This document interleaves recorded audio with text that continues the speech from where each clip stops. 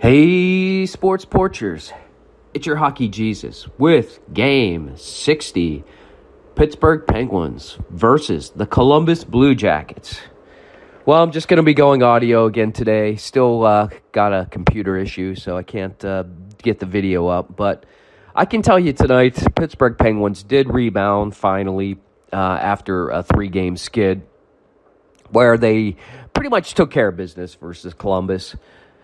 Got to figure they can bounce back against a team like Columbus, especially with a team like Columbus where Line A and Panarin's are not in the lineup. I mean, without those two guys in the lineup, that Columbus team really has no talent to really speak of. I mean, Alex Nylander, who we basically gave to them, a couple weeks ago for Bemstrom, had a hat trick in the game last night. Plus, they were playing on a back-to-back, so I actually thought the game still wasn't a great game for the Pens, and this is why. Look, they're actually finally getting to their game, I think, in the first period. 2-0 at the end of the first is not like them. The Pittsburgh Penguins are not a first-period team. Usually they're a second-period team, but it seems like they're getting their game a little bit quicker.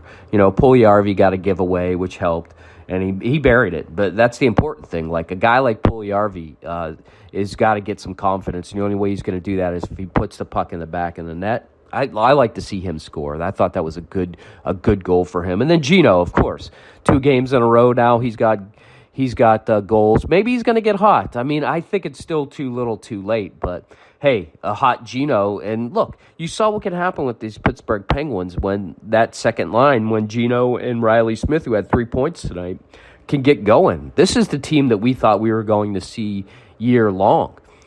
Scoring 5 goals, scoring from first and second line. Now the first line, Sid's definitely in a funk, not knowing what's happening with Jake. Potentially, most likely getting traded this week. Clearly, that's affecting Sidney Crosby's production on the ice. I think he did get an assist on one of the power play goals. But still, unlike, it's tough. I think it's really probably tough on Sid. I know, he's the consummate professional. He's not going to complain, but and plus, let's face it, he's really got nobody up there playing. Raquel's up there for a little while, and I guess he wasn't out in the second period. They dropped Drew O'Connor down the center of the third line so that Eller could play with him. But Lars Eller is your wingman after you're used to playing with Rust and Jake. That's quite a down move with guys playing with Sidney Crosby. But look, they get off to a good start. They get 2-0, and then boom in the second period, the game's all tied up 2-2, and that's unfortunately been very typical of these Pittsburgh Penguins. They get up, they get a 2-goal lead, they let one in, they let another one in, and then the other team's right back in it.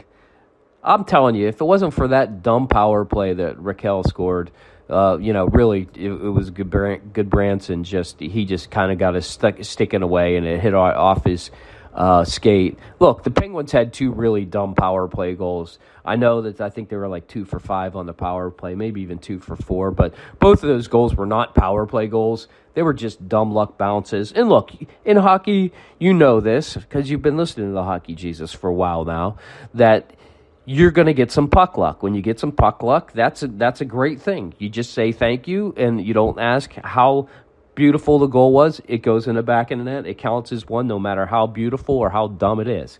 So, Pens have gotten, they got some luck tonight with those. But, the thing that still bothers me, and it should bother you as a Pittsburgh Penguins fan, are those shorthanded goals. That shorthanded goal to tie it up, it's just classic Pittsburgh Penguin hockey. They are so terrible on the power play. It's like Jarry doesn't even know how to stop a guy coming down on a shorthanded goal anymore. And that one was one that it was shot right around the dot. There's no reason why Jarry shouldn't have saved that goal. But it's just like they just know teams are going to score shorthanded goals. And then once again, how do we get bailed out? Carter just goes down there and just the puck goes off of somebody's skate and it goes in. Power play goal. Power play goal. Well, yeah, I guess technically it is a power play goal, but it was once again dumb puck luck goal. But we'll take it. And then the last goal, Riley Smith's goal, Gino really worked hard in the corner to get him the puck, and he put it right on his stick, and Riley Smith buried it. That's what they were doing early in the season. Early in the season when Gino and Riley Smith were really humming together, that's exactly what they were doing, all that stuff. And it's so nice to finally see. I think this team gets blown up. Lots of talk about, Jake Gensel getting traded sometime tomorrow. I think, I don't know what's going to happen. I would be surprised, honestly, if he goes to the teams that, they're saying like Edmonton. Vegas actually made a move today. They went out and got Mantha from Washington. So I don't think they're going to be looking to get Jake at this point. There's some talk about maybe Lindholm was the guy that Vancouver picked up. There's some talk of Lindholm maybe going back to Boston, and Jake ended up in Vancouver. I could see that happening. I think if anything's going to happen, I think he's going to end up like on a team like that.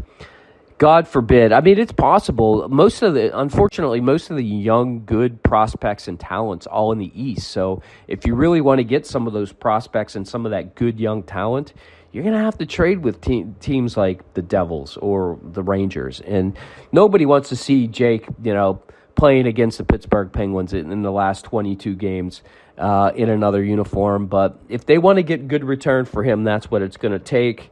Look, the Pittsburgh Penguins basically are out at this point. There are 22 games left. This team still needs 32 points.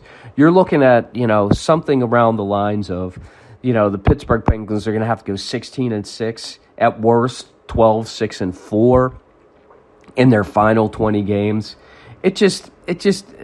Final 22 games.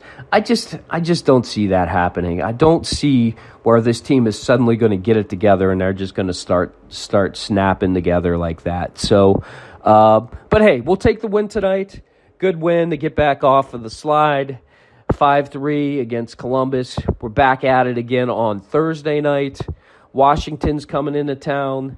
Actually, I'll be flying back into Pittsburgh Friday night, so hopefully the plane will have Wi-Fi. I'm going to call United up, see if I can't get them to make sure I'm on a plane with some Wi-Fi so I can catch the game. If not, I'll definitely catch it when I get home, and I'll be back with hopefully some video on Thursday night. If not Thursday night, definitely Friday morning. So, Pittsburgh Penguins win tonight, beat Columbus 5-3, and remember, you got to keep the faith, and no matter what, let's go Pens.